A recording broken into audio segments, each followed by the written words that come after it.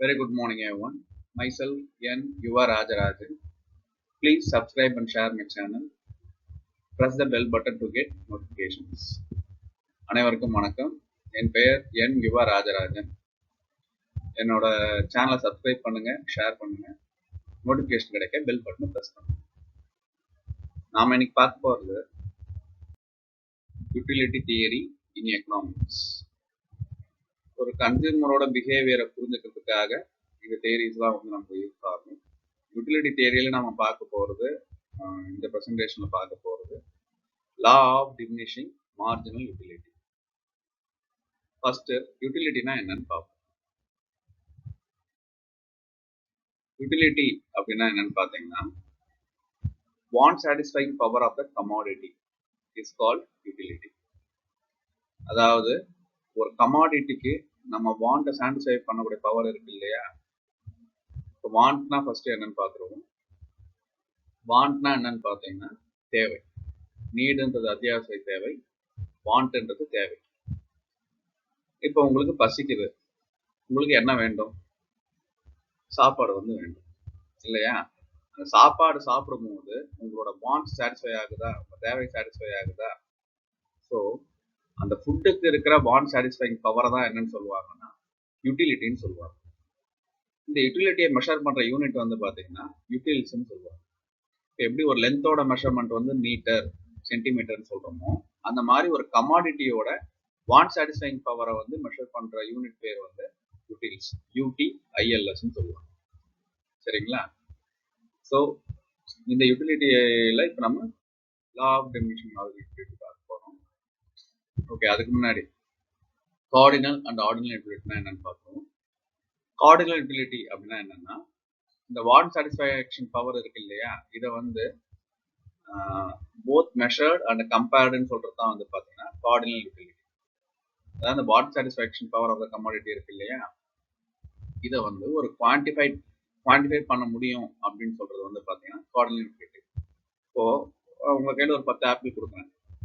ஒரு ஆப்பிள் சாப்பிட்டுட்டு உங்களுக்கு எவ்வளோ சாட்டிஸ்ஃபேக்ஷனாக இருக்கு அப்படின்னு கேட்டேன்னா நீங்க ஒரு 20 ஸ்கேல்ல சொல்லுங்க அப்படின்னு நான் சொல்றேன்னா, ஃபர்ஸ்ட் ஆப்பிள் வந்து ஒரு 20, செகண்ட் ஆப்பிள் வந்து ஒரு 18 அப்படின்னு சொல்றீங்கன்னா, அந்த மாதிரி ஒரு சாட்டிஸ்ஃபேக்ஷனை குவான்டிஃபை பண்றதுக்கு பேர் தான் வந்து பார்த்தீங்கன்னா கார்டினல் யூட்டிலிட்டி. இந்த கார்டினல் யூட்டிலிட்டி நிறைய இடத்துல யூஸ் பண்ணுவாங்க. இப்போ நம்ம ஃபேஸ்புக்கில் பார்க்குறோம், ஆப்ஸ் டவுன்லோட் பண்ணும்போது பார்க்குறோம், இதுக்கு வந்து எத்தனை ஸ்டார்ஸ் கொடுப்பீங்க அப்படின்னு சொல்லிட்டு கேட்பாங்க. ஃபேஸ்புக்கில் வர ஆப் டவுன்லோட் பண்ணும்போது இல்லை ஃப்ளிப்கார்ட், அமேசானில் நீங்கள் ஒரு பொருள் பார்க்கும்போது பார்த்தீங்கன்னா 5 ஸ்டார் இருக்கும். 5 ஸ்டாரில் நீங்கள் எத்தனை ஸ்டார் கொடுக்குறீங்கன்னு கேட்பாங்க. அதாவது உங்கள் சாட்டிஸ்ஃபேக்ஷனை மெஷர் பண்ணுறாங்க 5 யூனிட்ஸில். சரிங்களா? ஸோ அந்த மாதிரி ஒரு யூட்டிலிட்டியை குவான்டிஃபை பண்ண முடியும் அப்படின்னு சொல்கிறத ஒரு கான்செப்ட் தான் வந்து பார்த்தீங்கன்னா கார்டினல் யூட்டிலிட்டி.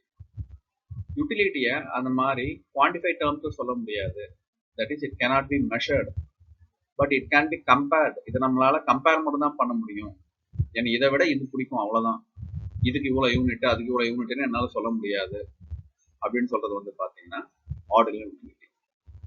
இப்போ நம்ம பார்க்க போற law of diminishing marginal utility follow பண்ணுறது வந்து பார்த்தீங்கன்னா cardinal utility.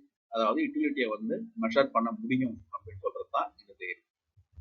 Okay, law of diminishing marginal utility definition வந்து பார்த்தீங்கன்னா, the additional benefit which a person derives from a given increase of the stock of a thing diminishes with every increase in the stock that he already has. புரியாத மாதிரி இருக்கு இல்லையா? இதுக்கு நம்ம meaning பார்த்தோம்னா ரொம்ப சிம்பிளான ஒரு கான்செப்ட் தான்.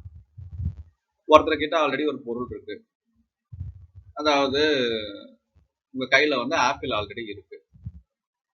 அப்படி இருக்கும்போது நீங்க அடிஷ்னலா ஒரு ஆப்பிள் வாங்குறீங்க, இல்ல ஆப்பிள் சாப்பிட்டுருக்கீங்க, அடிஷ்னலா ஒரு ஆப்பிள் வந்து நீங்க சாப்பிட்றீங்கன்னா அதுல கிடைக்கிற சாட்டிஸ்ஃபேக்ஷன் வந்து என்ன ஆகுன்னா குறையும். இப்போ சொன்ன மாதிரி ஆப்பிள் இருக்கு, பசி எடுக்குது, ஒரு ஆப்பிள் சாப்பிட்றீங்க.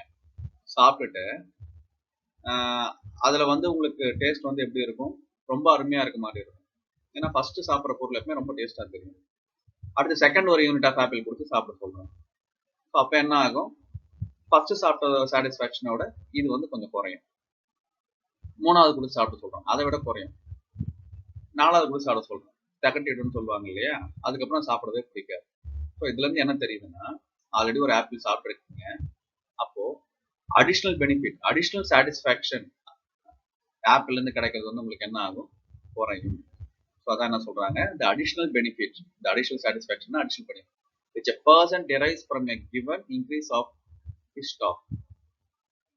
ஆல்ரெடி கையில இருக்கிற ஒரு ஸ்டாக்கோட அடிஷ்னல் பெனிஃபிட் கிடைக்கிறது வந்து எப்படி இருக்குன்னா, a thing diminishes with every increase in the stock that he already has. Diminishesனா குறையும், ஆல்ரெடி கையில இருக்கிறதுனால என்ன ஆகும், எவ்ரி இன்க்ரீஸ் ஆக சாட்டிஸ்ஃபேக்ஷன் வந்து குறைஞ்சிக்கிட்டே போகும். இதுதான் வந்து பாத்தீங்கன்னா law of diminishing marginal utility. இது தெரிஞ்சுக்க ஒரு சில கான்செப்ட்ஸ் தெரிஞ்சுக்கணும்.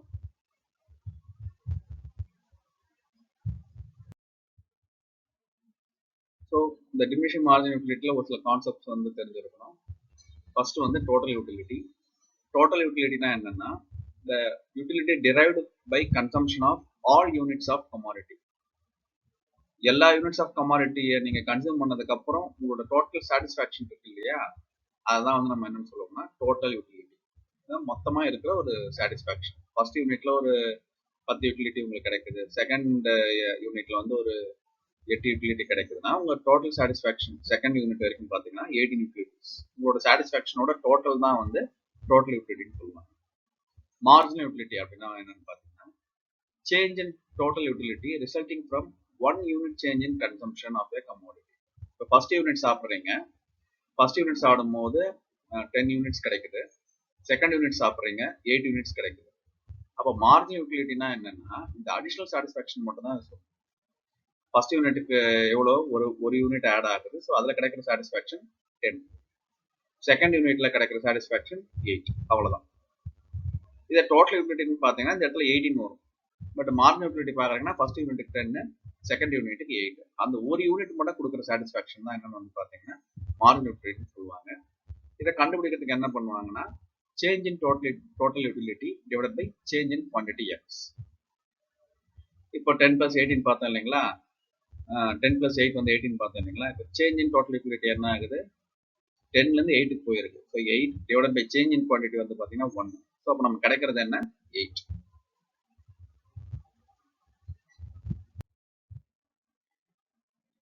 ஸோ இந்த தேரிக்கு அசம்ஷன்ஸ் இருக்கு. இந்த அசம்ஷன்ஸ் எல்லாம் ட்ரூவா இருந்தா மட்டும்தான் இந்த தேரி வந்து அப்ளிகபிள். ஸோ அசம்ஷன்ஸ் என்னன்னு பார்த்துருவோம்.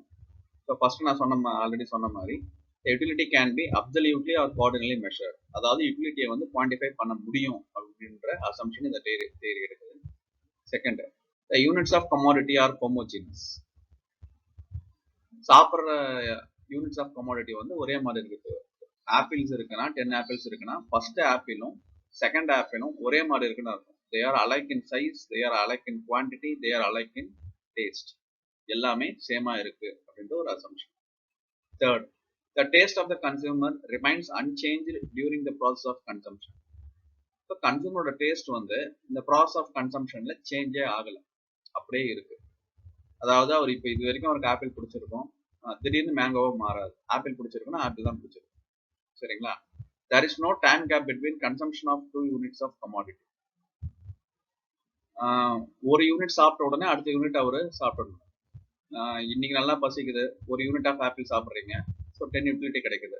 நாளைக்கு இன்னும் நிறைய பசிக்குது, அப்போ ஒரு unit of apple, second unit of apple சாப்பிட்றீங்கன்னா உங்களுக்கு சாட்டிஸ்ஃபேக்ஷன் இன்னும் அதிகமாக தான் இருக்கும், 15 யூனிட்ஸாக இருக்கும், சரிங்களா. ஸோ அதனால கன்சம்ஷன்ல வந்து டைம் கேப்பே வந்து இருக்கக்கூடாது, சரிங்களா. there is no time gap between the consumption. ஒரு யூனிட் சாப்பிட்ட உடனே ரெண்டாவது யூனிட் வந்து சாப்பிடணும். அடுத்து, there should be no change in price of the substitute goods. இதோட சப்ஸ்டியூட் கூட்ஸ்ல பிரைஸ் எந்த சேஞ்சும் இருக்கக்கூடாது. ஏன்னா கன்சூமர் அது கொடுக்குற ப்ரைஸை வச்சு தான் சாட்டிஸ்ஃபேக்ஷன் டிசைட் பண்ணுவார். சொல்லுவோம் இல்லையா, ஒரு சில பெரிய ஹோட்டலில் போய் சாப்பிட்டோம், பில்லை பார்த்தோன்னே சாப்பிட்டதெல்லாம் ஜீரணம் ஆயிடுச்சு, அதாவது டிசாட்டிஸ்ஃபை ஆயிடுச்சுன்னு சொல்லுவோம் இல்லைங்களா.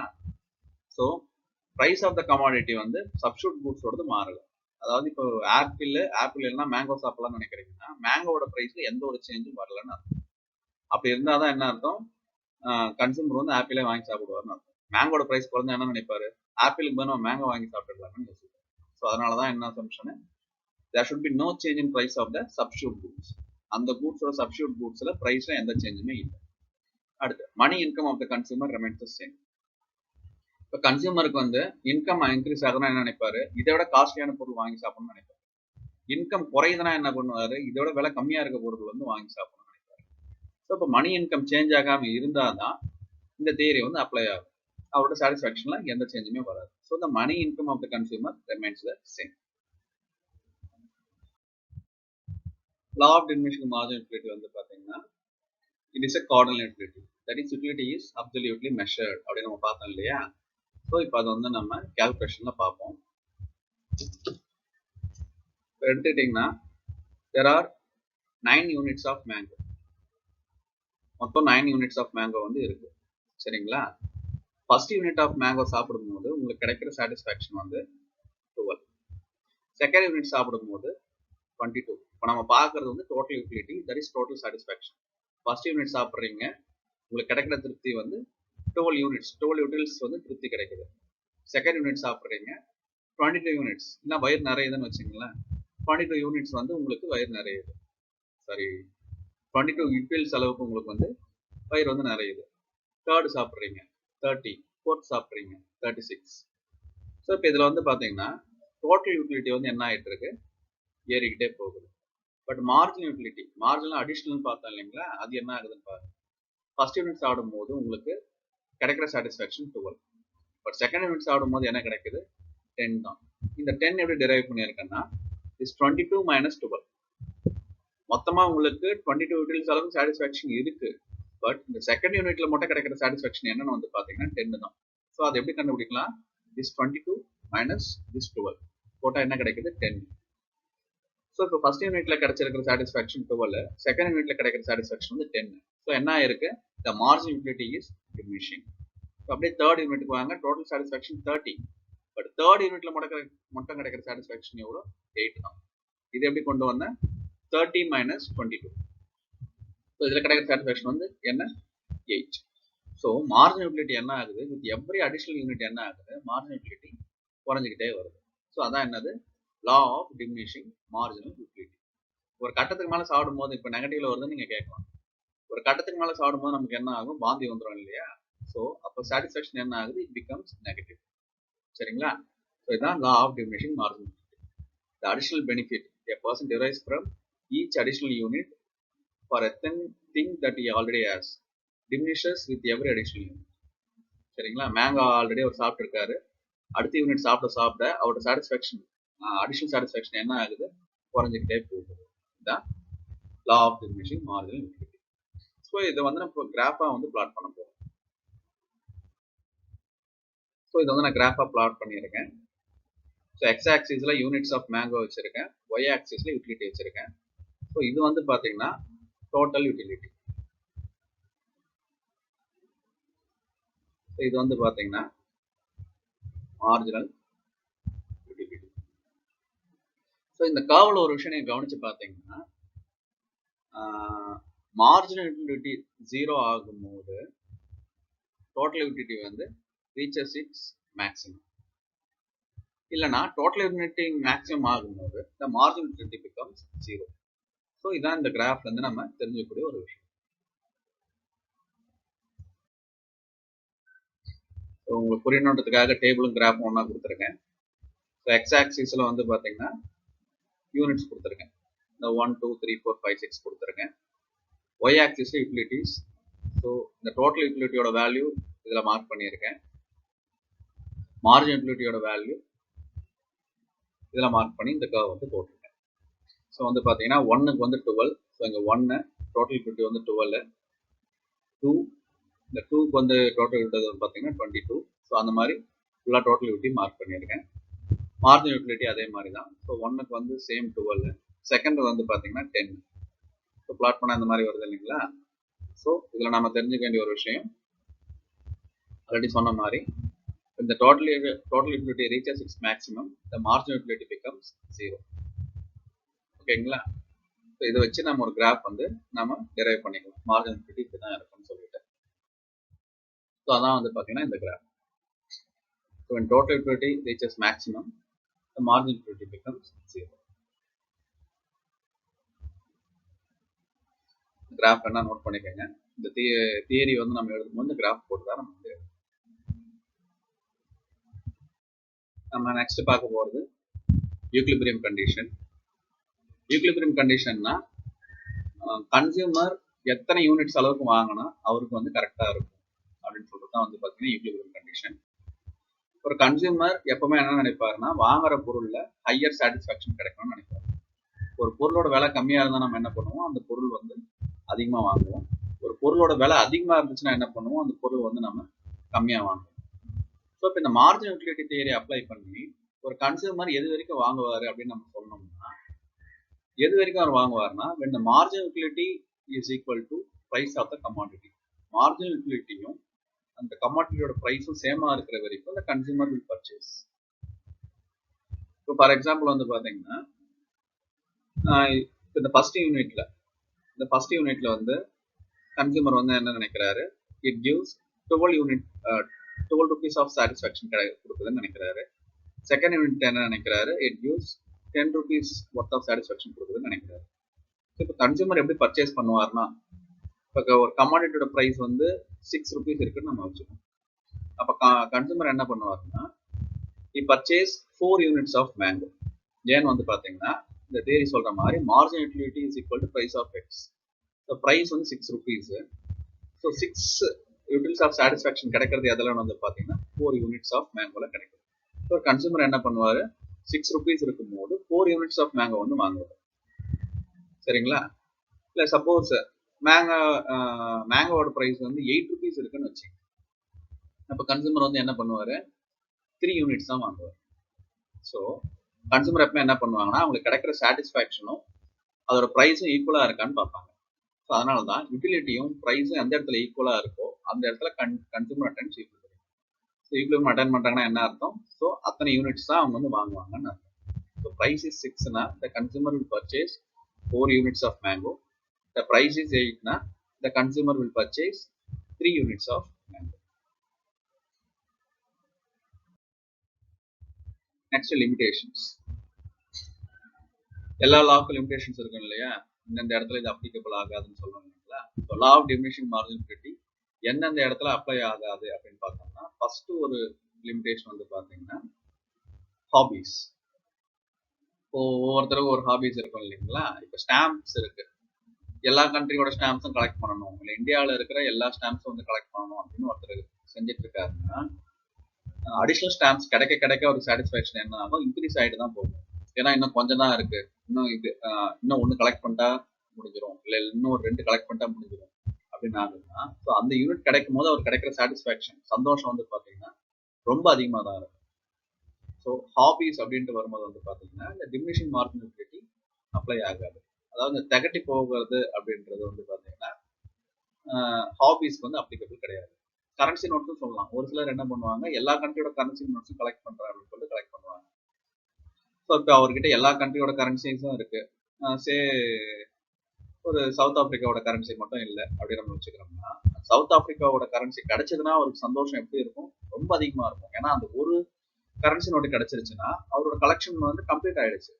ஸோ அந்த இடத்துல என்ன ஆகுது, அடிஷனல் யூனிட் வந்து கிடைக்கும் போது சாட்டிஸ்ஃபேக்ஷன் வந்து டிமினிஷ் ஆகல, அதாவது யூட்டிலிட்டி வந்து டிமினிஷ் ஆகல, இட் இஸ் இன்க்ரீஸ். அதே மாதிரி லிக்வர் கன்சம்ஷன்லயும் வந்து பாத்தீங்கன்னா இன்க்ரீஸ் தான் ஆகும். செகண்ட், அதே மாதிரி அவரோட சாட்டிஸ்ஃபேக்ஷன் வந்து எப்படி மெஷர் பண்ணுவாங்கன்னா, அவரோட காம்படிட்டர் இல்ல மத்தவங்களை அவர் பாக்குறாரு இல்லையா, அதை வச்சுதான் அவரோட சாட்டிஸ்ஃபேக்ஷன் வந்து அவர் கம்பேர் பண்ணுவாரு. இப்போ அவர் வந்து ஒரு கார் வச்சிருக்காரு, பக்கத்து வீட்டுல ஒருத்தர் வந்து பாத்தீங்கன்னா 2 கார் வச்சிருக்காரு. ஸோ இவருக்கு என்ன தோணிட்டே இருக்கும், நானும் 2 கார் வச்சிருக்கணும், நமக்கும் 2 கார் வந்து நினைச்சிட்டே இருக்கும். ஸோ ஃபர்ஸ்ட் கார் வாங்குறதுல கிடைக்கிற சந்தோஷத்தை விட செகண்டா ஒரு கார், அதாவது பக்கத்து வீட்டுக்காருக்கு ஈக்குவலா ஒரு கார் வாங்குறாரு இல்லையா, அதுல கிடைக்கிற சந்தோஷம் வந்து எப்படி இருக்கும், ரொம்ப அதிகமா இருக்கும். அதே மாதிரி தேர்ட் ஒன் வந்து பாத்தீங்கன்னா மணி. இது நம்ம எல்லாருக்குமே தெரியும், காசு கொஞ்சமா இருந்ததுன்னா நமக்கு சந்தோஷம் கம்மியா தான் இருக்கும். இதே காசு அதிகமாகுதுன்னா நமக்கு எப்படி இருக்கும், சந்தோஷம் அதிகமாயிட்டே தான் போகும். இப்போ டிமினிஷிங் தியரி அப்ளை பண்ணி 100 ரூபாய் இருக்கு, இன்னொரு 100 ரூபாய் கொடுத்தா அவங்க சாட்டிஸ்ஃபேக்ஷன் குறையும் நம்ம சொல்ல முடியுமா, கண்டிப்பா முடியாது, கண்டிப்பா அது நடக்காது. ஸோ மணியை பொறுத்த மட்டும் யூனிட்ஸ் இன்க்ரீஸ் ஆக சாட்டிஸ்ஃபேக்ஷன் வந்து இன்க்ரீஸ் ஆகிட்டு தான் போகும், தட் இஸ் யூட்டிலிட்டி வந்து இன்க்ரீஸ் ஆகிட்டு தான் போகும். ஸோ மணி என்னும் போது law of diminishing margin theory வந்து அப்ளை ஆகும். So this are the limitations of law of diminishing margin. So law of diminishing margin உங்களுக்கு புரிஞ்சிருக்கும்னு நினைக்கிறேன். இதில் கன்சூமர் பர்ச்சேஸ் பண்ணுறதும் சொல்லலாம், ஒரு கன்சூமர் அதை நம்ம கன்சூம் பண்ணுறதும் சொல்லலாம். இப்போ நீங்களே கூட வந்து இதை ட்ரை பண்ணி பார்க்கலாம். வீட்டில் ஏதாவது ஒரு ஃபுட் ஐட்டம்ஸ் எடுத்துக்கோங்க, எடுத்து ஒவ்வொரு யூனிட்டாக சாப்பிட்டு பாருங்கள். உங்களோட சாட்டிஸ்ஃபேக்ஷனை குவான்டிஃபை பண்ணி எழுதிட்டே வாங்க. அந்த மாதிரி எழுதிட்டு வந்தீங்கன்னா மார்ஜின் டிமினிஷ் ஆகிறது உங்களுக்கு தெரியும். கிராஃப் பிளாட் பண்ணிங்கனாலும் இப்போ நம்ம ஆல்ரெடி பார்த்த மாதிரி கிராஃப் வந்து வரும். அதாவது டோட்டல் மேக்ஸிமம் ஆகும்போது மார்ஜின் பிகம்ஸ் 0. சரிங்களா? ஸோ இதோட இந்த லெக்சர் வந்து முடியுது. Please subscribe and share my channel. Press bell button to get notifications. என்னோட சேனல் சப்ஸ்கிரைப் பண்ணுங்கள், ஷேர் பண்ணுங்கள், நோட்டிஃபிகேஷன் கிடைக்க பெல் பட்டன் ப்ரெஸ் பண்ணுங்கள். நெக்ஸ்ட் கிளாஸில் வந்து ஈக்வி மார்ஜினல் லிக்விடிட்டி வந்து நம்ம பார்க்கலாம். ஸோ நம்ம எக்கனாமிக்ஸில் எப்பவுமே நேம்ஸை வச்சு அந்த கான்செப்ட் என்ன சொல்லுதுன்னு நம்ம புரிஞ்சுக்கலாம். ஸோ ஈக்வி மார்ஜினல் லிக்விடிட்டினா என்னவா இருக்கும் அப்படின்றது உங்களுக்கு புரிஞ்சுதுன்னா please write it in comments. Okay, thank you.